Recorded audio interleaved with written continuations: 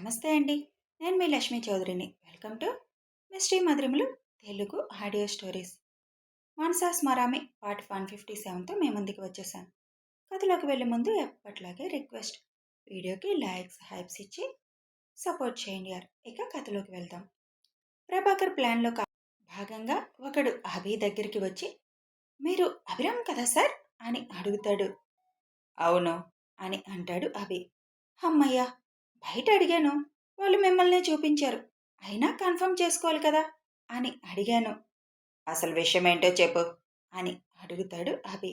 Sir, ఎదురుగా కొంచెం దూరంలో హోటల్ కనిపిస్తుంది కదా, అందులో ఎవరో 6 సార్. అనుకోకుండా వాళ్ళు మాట్లాడుకుంటున్న మాటలు నేను విన్నాను సార్. ఈ పెళ్లిలో ఎవరో ఒక అమ్మాయిని చంపాలని అనుకుంటున్నారు. అవని, అభిరామ్ అనే పేర్లు పలుకుతున్నారు సార్. ఇక్కడికి వాళ్ళు రావాలని బయలుదేరుతున్నారు సార్. నేను వెంటనే విషయం చెప్పాలని ఇక్కడికి వచ్చాను. అభిరామ్ ఎవరని అడిగితే మిమ్మల్ని చూపించారు సార్. నేను వాళ్ళని కిటికీలో నుంచి చూశాను సార్. అందులో ఒకడు ముసలి గెటప్లో ఉన్నాడు, మిగతా వాళ్ళు మామూలుగా ఉన్నారు. వాళ్ళ పేర్లు కూడా విన్నాను సార్. ఆ ముసలివాడు తన ఎదురుగా ఉన్నవాడిని ప్రభాకర్ అని పిలుస్తున్నాడు అని చెబుతాడు. అదంతా విన్న అభి, ఇప్పుడు వాళ్ళు ఎక్కడున్నారు అని అడుగుతాడు. ఎందుకంటే వాడు ఎక్కడా అనుమానంగా ప్రవర్తించేలా చెప్పలేదు. పైగా పేర్లు కరెక్ట్గా చెప్పాడు. అందుకే అభికి కొంచెం కూడా అనుమానం రాలేదు. అభి ధ్యాసంతా వాళ్ళని పట్టుకోవడం మీదే ఉండడంతో, ఇప్పుడు వాళ్ళు ఇంకా అక్కడే ఉన్నారా అని అడుగుతాడు. అవును సార్, వాళ్ళ మాటలు వినగానే నెమ్మదిగా వచ్చి వాళ్ళ రూమ్ తలుపు బయట గడియ పెట్టేస్తాను సార్. వాళ్ళు హంతకులు. అక్కడ జరుగుతున్న పెళ్లిలో ఒకరిని చంపాలని వాళ్ళు ప్లాన్ చేస్తుండగా నేను విన్నాను. వాళ్ళు ఎంత తలుపు కొట్టినా తలుపు తీయకండి, నేను అక్కడికి వెళ్ళి వాళ్ళకి పరిస్థితి వివరించి వస్తాను అని హోటల్ వాళ్ళకు కూడా చెప్పి నేను వచ్చాను సార్ అని అభికి ఎక్కడ అనుమానం రాకుండా కథ చెబుతాడు. అప్పుడే అక్కడికి వచ్చిన రవి కూడా అది విని, నువ్వు అవని దగ్గరే ఉండబి, నేను వెళ్ళి చూసొస్తాను అని అంటాడు. మీరొక్కరు వెళ్ళడం సేఫ్ కాదు సార్. వాళ్ళు మొత్తం 6 ఉన్నారు. వాళ్ళ దగ్గర కత్తులు కూడా ఉన్నాయి అని అంటాడు వాడు. నిజంగానే తలుపు గడిపెట్టొచ్చావా నువ్వు? నువ్వు చెప్పిందంతా నిజమేనా అని అడుగుతాడు రవి. నాకేం తెలుస్తుంది సార్ వాళ్ళ పేర్లవి, నేను అబద్ధం చెప్పడానికి? నేను మా చుట్టాలు అతనికి బాగోకపోతే చూడ్డానికి వచ్చాను. వాళ్ళ ఇంట్లో ఉండడానికి ఇబ్బంది అవుతుండటంతో హోటల్లో రూమ్ తీసుకున్నాను సార్. చల్లగాలి కని బయటికి వస్తే వాళ్ళ మాటలు వినిపించాయి.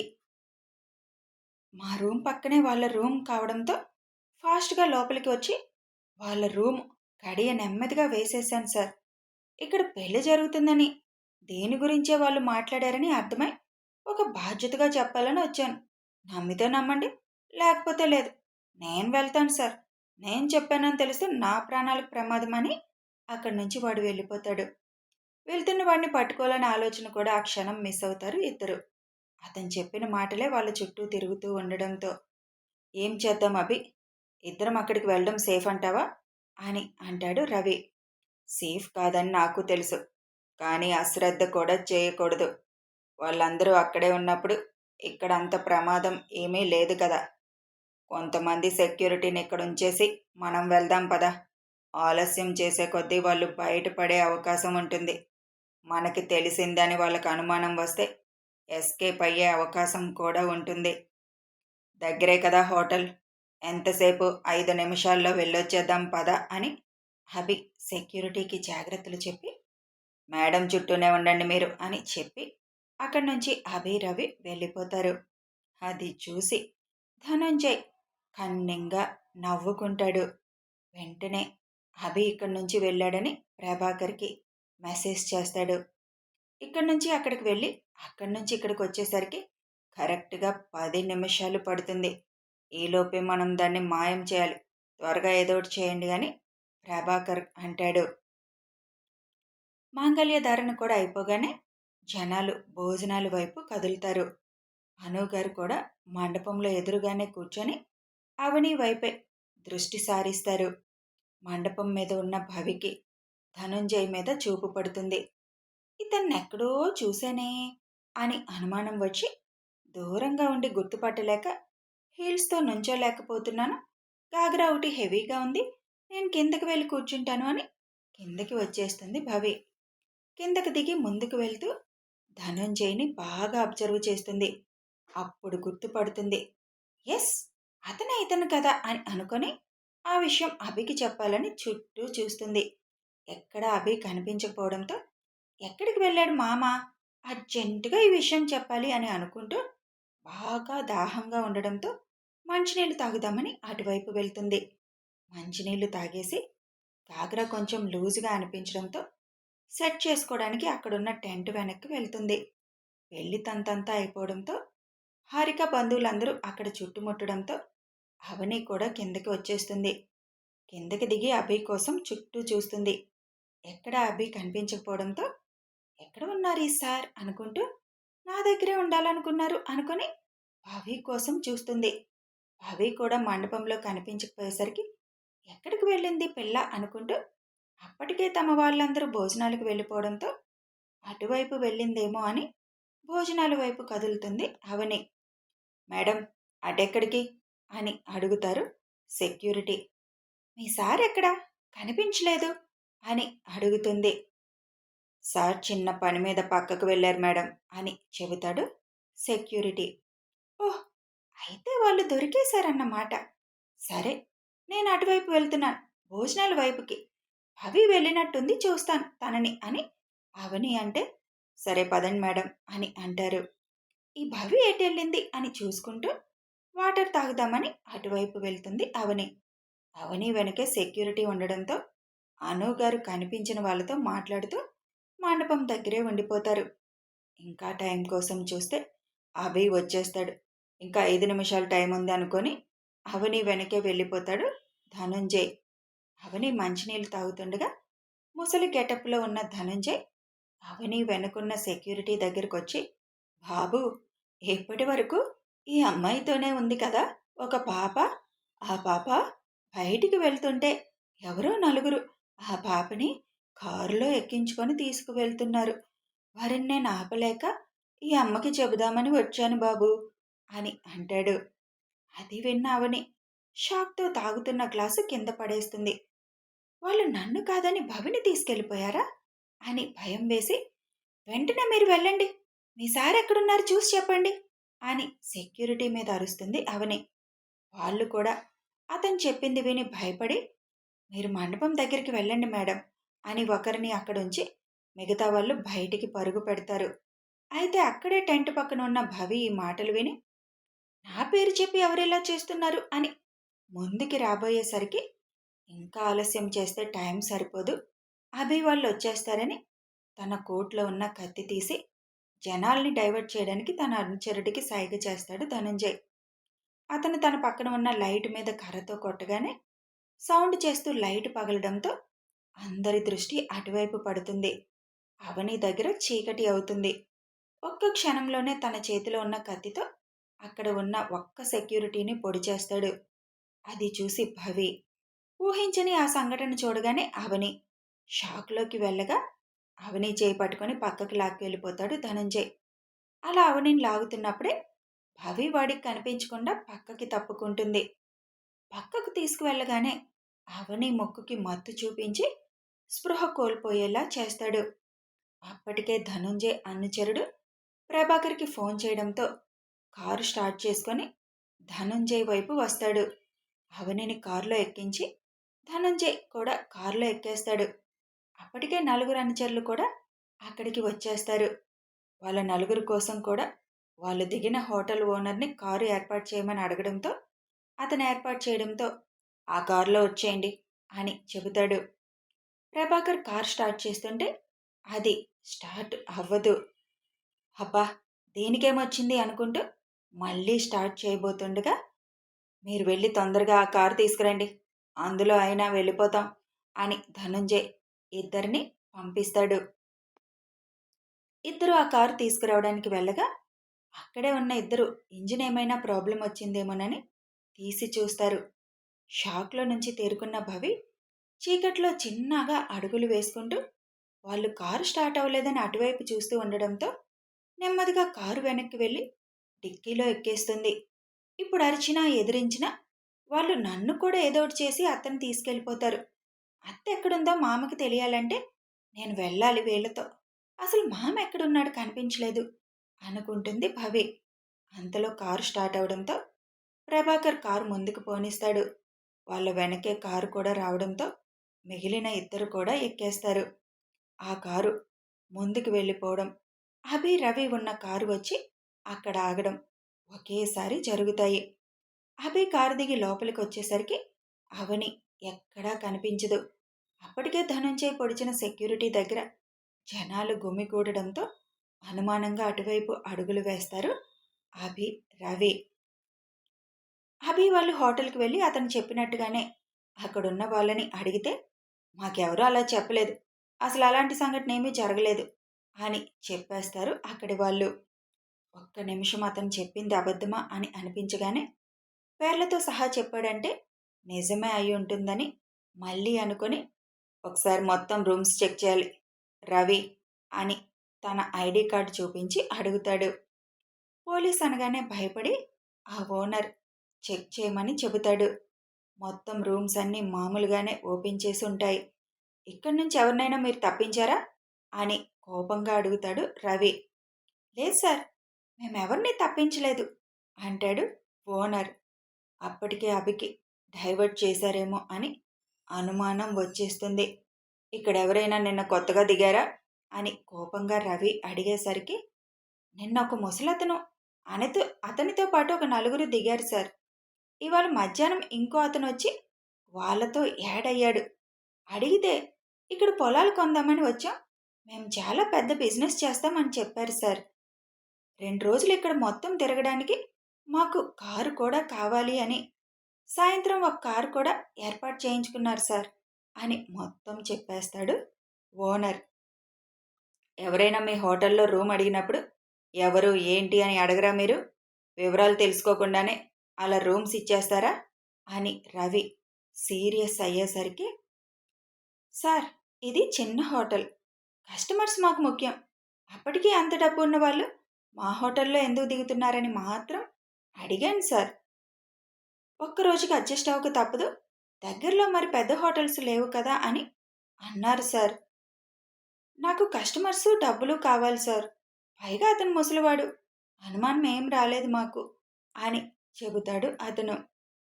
ఇక్కడి నుంచి ఎప్పుడు వెళ్ళారు వాళ్ళు అని అనగానే 6ంటికి వెళ్ళిపోయారు సార్ ఇక్కడి నుంచి. మధ్యాహ్నం వచ్చిన అతను కారు తెచ్చుకున్నాడు. వీళ్ళ కోసం ఒక కారు నా చేత అరేంజ్ చేయించుకున్నారు.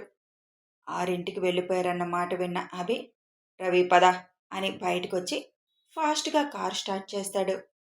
మనల్ని డైవర్ట్ చేసేశారా, అంత దారుణంగా మనం మోసపోయాం.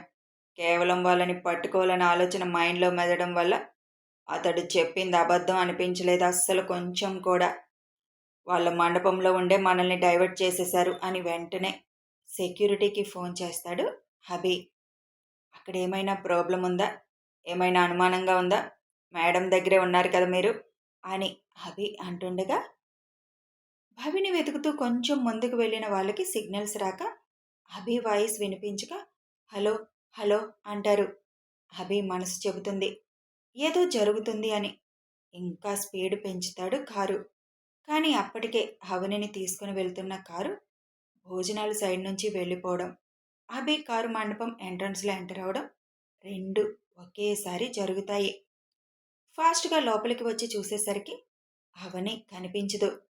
గుండెల్లో డేంజర్ బెల్స్ మోగుతుంటే జనాలంతా గుమిగూడి ఒక దగ్గర ఉండడం చూసి అక్కడికి పరుగున వెళ్తాడు అభి. సెక్యూరిటీని కత్తితో పొడిచి ఉండడం చూసి అవని మిస్సింగ్ అని అర్థం అయిపోతుంది. అభి, అవని కనిపించడం లేదు, ఎవరో తీసుకెళ్ళిపోయారని చెప్తున్నాడు ఇతను అని అనుగారు అనగానే ఏం జరుగుతుంది అభి అసలు? అవని వెనక అంత ప్రమాదం ఉందని తెలిసి మాకెందుకు చెప్పలేదు అని అడుగుతారు హర్ష గారు. బాబు, నా కూతురు అని శంకర్ గారు అభి చేతులు పట్టుకోగానే తను నా ప్రాణం మావయ్య, తనకేదైనా జరిగితే నేను బతికి ఉండి కూడా అనవసరం, తనకేమీ జరగనివ్వను, నేను తీసుకువస్తాను తనని మీరేం టెన్షన్ పడకండి అని అతన్ని హాస్పిటల్కి తీసుకువెళ్ళండి అని చెప్పి ట్రాకర్ ఆన్ చేసి చూస్తాడు అభి. కారు కొద్దిగా ముందుకు వెళ్ళగానే, వాడేదో ఒక దానిలో ట్రాకర్ లాంటిది పెడతాడురా బాబు. అప్పుడు ఆ ముఖేష్ గాడిని అలా చేసే పట్టుకున్నాడు. దాని మీద ఉన్న వస్తువులన్నీ తీసి బయటపడే అని అంటాడు ప్రభాకర్. ధనుంజయ్ వెంటనే వెనక్కి వంగి అవని మెడలో ఉన్న వస్తువులు, చేతికి ఉన్న గాజులు, ఆఖరికి చెవులకి పెట్టిన బుట్టలతో సహా మొత్తం తీసేసి బయటికి పడేస్తాడు. వెనక్కి చూసిన ప్రభాకర్, ఆ తాళొక్కటి ఉంచావెందుకు? అది కూడా తీసి పడేయొచ్చు కదా. తాళిలో ట్రాకర్లు ఎవరు పెట్టరు. ఎందుకంటే అది డైలీ మెడలో ఉంటుంది కదా. ఆ తాళి దాని మెడలో ఉంటేనే హబీ భార్యని మనం చంపామన్న తృప్తి ఉంటుంది అంటాడు ధనుంజయ్. అందులో ఏదైనా ట్రాకర్ ఉంటే ఏం చేస్తావు అడుగుతాడు ప్రభాకర్. చెప్పాను కదా అందులో ఏముండదని. పైగా అది పెళ్ళైన దగ్గర నుంచి దాని మెడలోనే ఉంది కదా. ఇప్పుడు తీసిన వస్తువుల్లోనే ఎందులోనో ఉంటుంది.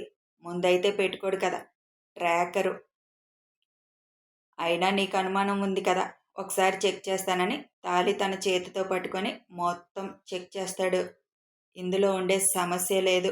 అయినా ఇది ఇలా మత్తులో ఉండగా చంపడం కరెక్ట్ అంటావా? కాసేపు మెలకువతో ఉండి అది భయపడుతుంటే చూసి చంపడం బెస్ట్ అంటావా అని ధనుంజయ్ నవ్వుతూ అడుగుతాడు. అలాంటి కోరికలేమొద్దులే. అది మత్తులో ఉన్నప్పుడే గొయ్యి తీసి పాతి పెట్టేస్తే అది ఎక్కడుందో కూడా తెలియక పిచ్చివాడై తిరుగుతాడు అభి. ఈలోపు దాని ఊపిరి మట్టిలో కలిసిపోతుంది అని నవ్వుతాడు ప్రభాకర్. ట్రాకర్ లొకేషన్ చూడ్డానికి ఆన్ చేసిన అభికి ట్రాకర్ తనకి జస్ట్ 1/2 కిలోమీటర్ దూరంలోనే సిగ్నల్ చూపించడంతో దగ్గరలోనే ఉంది అవని, నేను తీసుకొస్తాను అని బయలుదేరుతూ, అప్పుడు భవి ఎక్కడా అని అడుగుతాడు అభి. అప్పుడే లోపలికి వస్తున్న సెక్యూరిటీ జరిగింది చెప్పగానే షిట్ అనుకుంటూ చేతిని అక్కడున్న కర్రకి గుద్దుతాడు. భవి కూడా వాళ్ళ చేతుల్లో ఉందని తెలిసేసరికి భాను కంగారు పడిపోతుంది. ఫాస్ట్గా ట్రాకర్ దగ్గరికి వెళ్ళేసరికి వస్తువులన్నీ అక్కడ రోడ్డు పక్కన చెల్లా చెదురుగా పడిపోయి ఉండడం చూసి అభికి ఒక్క నిమిషం మైండ్ పనిచేయదు. ఇంత ఇర్రెస్పాన్సిబుల్గా ఎలా ఉన్నాను, వాడి మాట ఎలా నమ్మాను అని ఫస్ట్ టైం తన మీద తనకే కోపం వచ్చేస్తుంది అభికి. నువ్వు టెన్షన్ పడకరా, ఏదో ఒకటి చేద్దాం మనం అని రవి అంటున్నా, ఉన్న ఒక్క ఆధారం కూడా మిస్ అయిపోయాం. అసలు ఎక్కడికి తీసుకువెళ్ళారు, ఎటు వెళ్ళారు అన్నది మనకి ఎలా తెలుస్తుందిరా? మనం వెతుక్కొని వెళ్ళేసరికి ఏం జరుగుతుందో తెలీదు అని అంటాడు అభి. సెక్యూరిటీ ఆ వస్తువులన్నీ తీసి ఒక క్లాత్లో కట్టి కారులో కూర్చున్న అభి చేతికి ఇస్తారు. వస్తువులు తడుముతూ, నువ్వుండగా నాకేం భయం అని అవని అన్న మాటలు గుర్తు తెచ్చుకొని, సారీరా, కొద్దిగా జాగ్రత్తగా ఉన్నాను, కానీ నీకేం జరగనివ్వను. నా మనసు చెప్తుంది నువ్వు సురక్షితంగానే ఉన్నావని అని మనసులో అనుకుంటూ వాటన్నిటినీ పరీక్షగా చూసేసరికి తాళి అందులో కనిపించదు. ఎప్పుడు నా చైన్ నాకు ఇచ్చే అన్నా అది నా ఫస్ట్ తాళి, నేనివ్వను అని అనేది. ఇప్పుడు తన తాళి తీయలేదు అంటే ఇది బలవంతంగా తీయించారా, అది తీయనని మొండికేసి ఉంటుంది అని ఆలోచిస్తూ ఉంటాడు అభి. ఆ ఊరు నుంచి బయటకు వెళ్ళడానికి ఉన్నది ఒకే దారి కాబట్టి ఆ దారి గుండానే వెతుక్కుంటూ బయలుదేరుతారు అభి, రవి. ధనుంజయ్, ప్రభాకర్ మాటలు వింటున్న భవికి భయం స్టార్ట్ అవుతుంది. వెంటనే తన గాగ్రా పాకెట్లో ఉన్న ఫోన్ బయటికి తీస్తుంది. అప్పటి వరకు ఫోన్ లైటింగ్ పడితే అనుమానం వచ్చి వెనక్కి చూస్తారేమో అన్న భయంతో తీయలేకపోతుంది.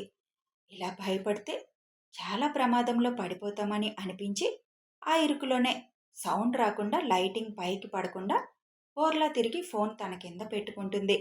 అటువైపు ఇటువైపు చేతులు అడ్డు పెట్టేయాలని చూస్తుంది కానీ టైపింగ్ ఎలా చేయాలో అర్థం కాదు. ఫోన్ది బ్రైట్నెస్ పూర్తిగా తగ్గించేస్తుంది.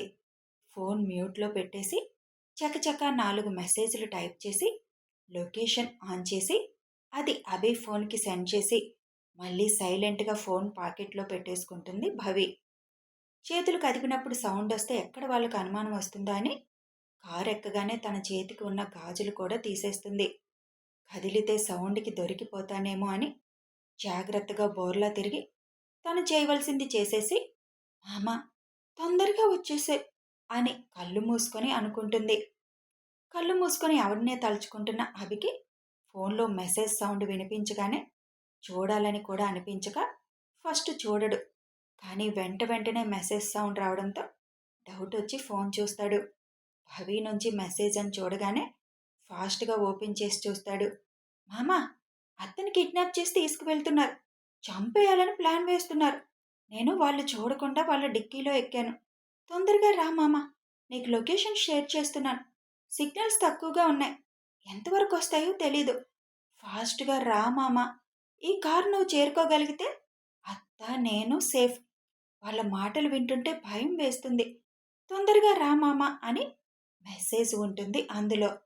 లొకేషన్ కూడా ఉండేసరికి కార్ ఫాస్ట్ పెంచరా రవి అని అంటాడు అభి. నిజంగా భవి రిస్క్ తీసుకుంటుందిరా అని కారు స్పీడ్ పెంచుతాడు రవి. మనకి వాళ్ళకి 8 కిలోమీటర్ల డిస్టెన్స్ చూపిస్తుంది. ఇంకా ఫాస్ట్ పెంచు, ఏం పర్వాలేదు అంటాడు అభి. కథ కొనసాగుతుంది. మరి అభి వాళ్ళు అవనిని చేరుకోగలుగుతారా? చేరుకోగలిగేసరికి అవని ఎలాంటి పరిస్థితుల్లో ఉండబోతుంది తెలియాలి అంటే ఫాలో అయిపోండి. ఇక వీడియో నచ్చితే ఒక లైక్ చేయండి, షేర్ చేయండి, కామెంట్ రూపంలో మీ అభిప్రాయాలు తెలియచేయండి. సబ్స్క్రైబ్ చేసుకొని ఛానల్ని సపోర్ట్ చేయండి. Thanks for watching and listening.